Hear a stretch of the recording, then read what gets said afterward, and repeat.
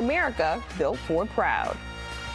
Time now for the Ford Tough Play of the Game, presented by Ford Trucks, built Ford Tough. And Derek White with another tough play in this matchup tonight against the Knicks to put back in the second quarter. Just 7 points, but Derek White showing up when it mattered the most in this game.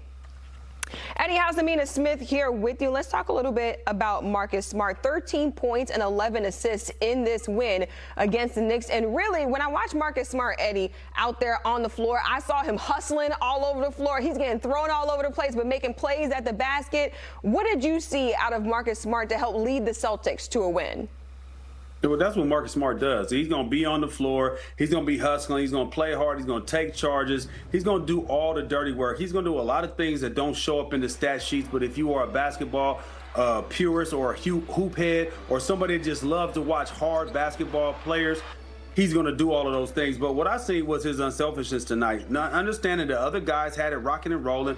I don't have to take too many shots. When I get my shots, I'm going to knock them down. Very efficient, being 5 for 9, 3 of 5 from 3. But the 11 assists stand out to me. That shows me that he's under control, that he's making the right plays, that he's not trying to force anything, and he's allowing the defense. He's taking whatever the defense has given him, and he's dictating to them. He's not allowing the defense to dictate to him. They're not speeding him up is what I mean. They're not making him do anything, any rash decision, any quick decisions.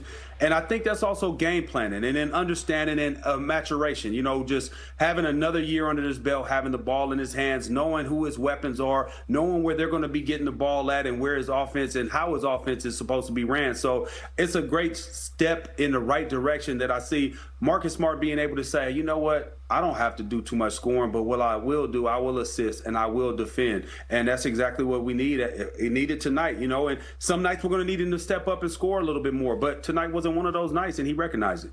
Yeah, just putting in the work wherever the Celtics need him to put in work out there on the court. All right, let's take a break here on Celtics Post-Game Live. Another look at that final score, 133-118. Coming up is Celtics Post-Game Plus. Celtics Post-Game Live is presented by your New England Ford dealers. Celtics Post-Game. Welcome into Celtics Post-Game Plus, a look at the offensive notables for the Celtics in this matchup against the Knicks. Scored a season-high 133 points. They set a franchise record with 27 three-point field goals made and scored 30 points off 14 Knicks turnovers and also 30 assists on 47 field goals. And Smart's 11 assists are the most by a Celtic this season. Chris Forsberg, Eddie House, Amina Smith here with you in a good win by this Celtics team. And Forsberg, I told you when you came in, we didn't have to worry about Evan Fournier today. He was a minus 22 on the court. Just like me and Eddie told you in the pregame show, you don't have to worry about Evan Fournier because nobody's worried about him. Nobody's worried about Evan Fournier, especially not the way that this Celtics team is looking right now. But Forsberg, what did you see in this matchup? So first off, Evan Fournier had that crazy 3 at the end of the first half, and I was like, here we go. He's back on his usual, BS. But no, what I love about this is that the Celtics didn't even have any of their top 3 centers available on the second night of a back-to-back, and their offensive rating, I think, overall was 137.1. The offense has been so far ahead of what I expected coming into the year, and the credit to Joe Mazzulla, I think they've certainly found this shot profile that they like, and there'll be nights where we sit here and be like, do we like this many three-pointers? But on nights like this, when it's flowing, you just live by it, and you pick your spots when to attack the basket. So it's great that the offense is this chugging this early in the season when you don't even have your full complement.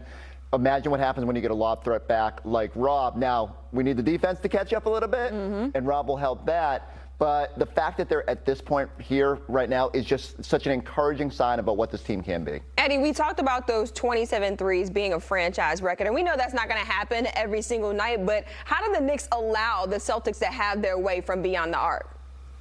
Because they weak. Because they just not. Wait a minute. No, in all honesty, they just not as good as us, right? And Tom Thibodeau hangs his hat on his teams being really good defensively, and they're not that great of a defensive team, okay? They're just not. And once we get into the paint, we're able to attack the paint, get paint touches, and kick it outside. Guys are getting wide open looks, real late closeout. So that's really what was happening. And at halftime, I was like, hey, we got to kind of figure this out, man. Points in the paint is 30-18, but it don't matter when you make 27 threes. I don't care that we lost the points in the paint was 64-30. in favor of the Knicks, but we made 27 threes, so we didn't even need to live in the paint tonight. But at the end of the day, we were just better than them. That's really what it was. It was almost frustrating that it was as close as it was, because you're looking at that Knicks team, you're like, I mean, Randall looked like he was out of gas for periods of the first half. And, like, again, Jalen Brunson, he's a good player, but I just can't believe the amount of money they spent to bring him in there.